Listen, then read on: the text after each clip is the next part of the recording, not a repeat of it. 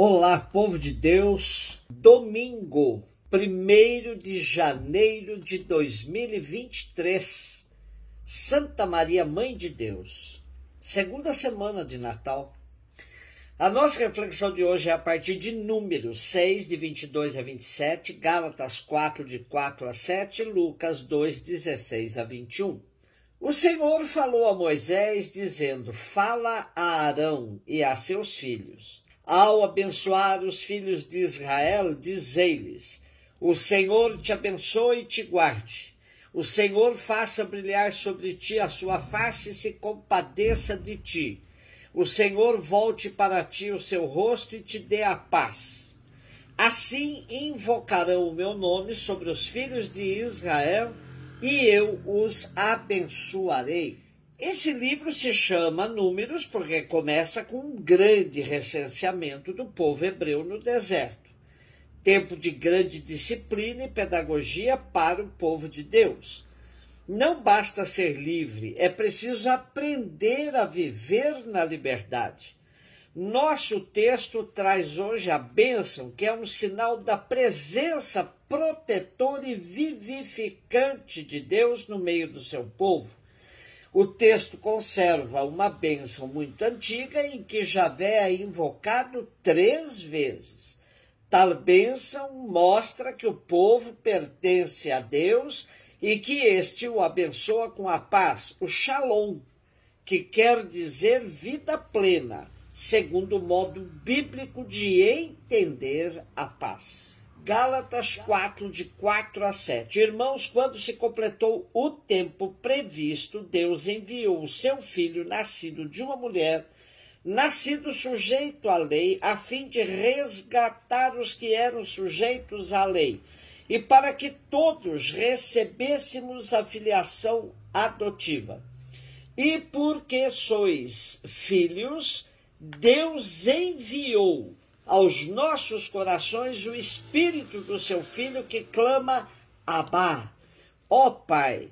Assim já não és mais escravo, mas filho, e se és filho, és também herdeiro.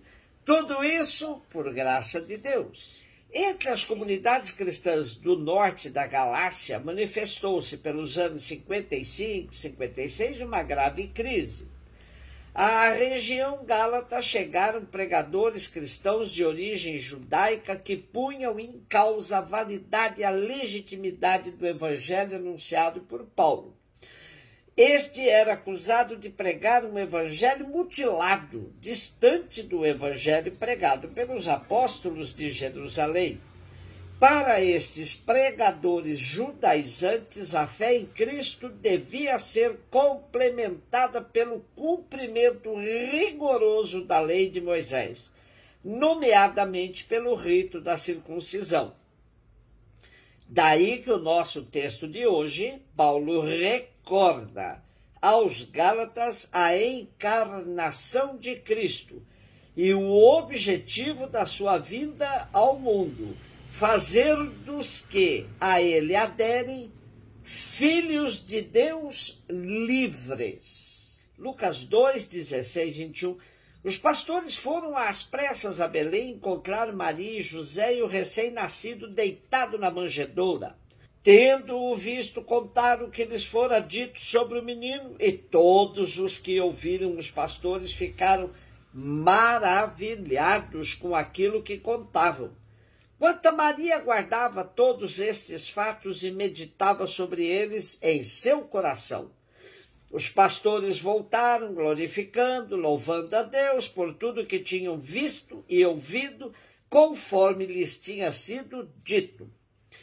Quando se completaram os 8 dias para a circuncisão do menino, deram-lhe o nome de Jesus, como fora chamado pelo anjo antes de ser concebido.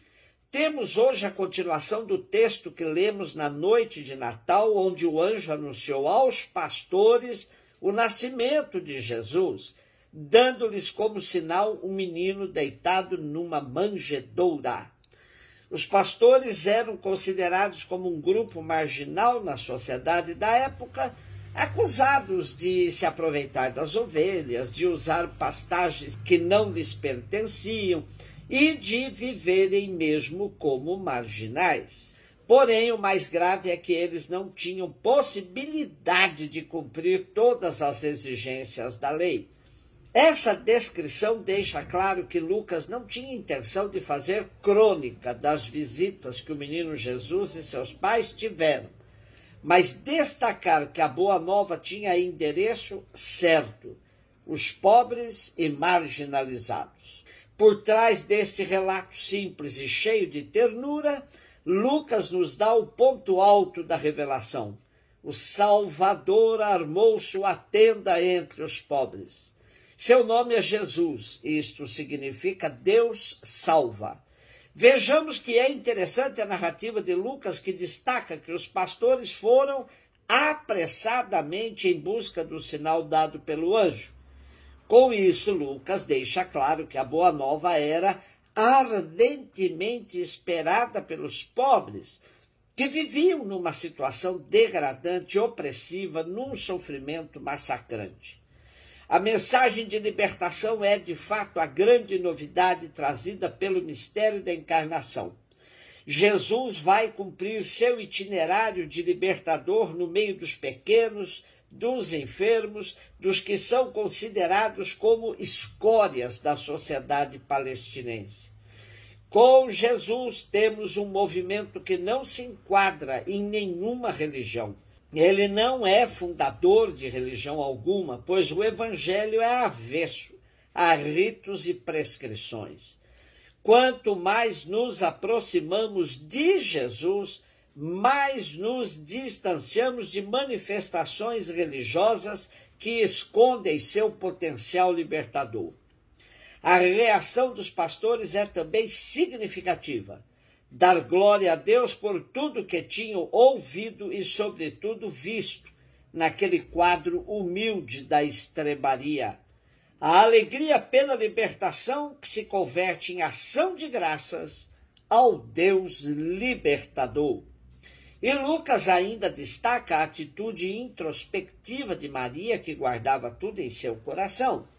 Na verdade, essa postura vai lhe ser profundamente oportuna para poder suportar tudo o que vai acontecer na trajetória de seu filho. Nos momentos de dor, a reserva que Maria tinha em seu coração a faz compreender com mais profundidade o mistério que envolve a missão de Jesus. Maria vai desenvolvendo a capacidade de discernir os sinais de Deus em sua vida, e por isso, qualquer imagem de Maria desesperada com os sofrimentos de seu filho não corresponde ao real. Ela soube entender o plano de Deus na sua vida e na vida de seu filho. Celebrar Maria como mãe de Deus não é de todo isento de polêmicas e ambiguidades. Em grego, Theotokos, isto é, mãe de Deus, foi contestado desde sempre por teólogos no início do cristianismo. O mais célebre opositor desse título foi Nestório, que obrigou os grandes padres da igreja a definirem bem a questão da natureza humano-divina de Jesus. Se Maria foi somente mãe da parte humana de Jesus, estamos criando uma cisão entre o humano e o divino que não se pode admitir. O menino Jesus, nascido na estrebaria, repousando na manjedoura, brincando nas ruas de Nazaré, na Galileia, companheiro dos pobres e das prostitutas, assassinado na cruz, é integralmente o mesmo que ressuscitou, subiu aos céus e está junto de Deus Pai. Não há dois Jesus, um encarnado e outro divinizado. Por isso, o título de Maria, Mãe de Deus, é perfeitamente aplicado àquela que gerou o Emanuel, Deus conosco. Um beijo no seu coração.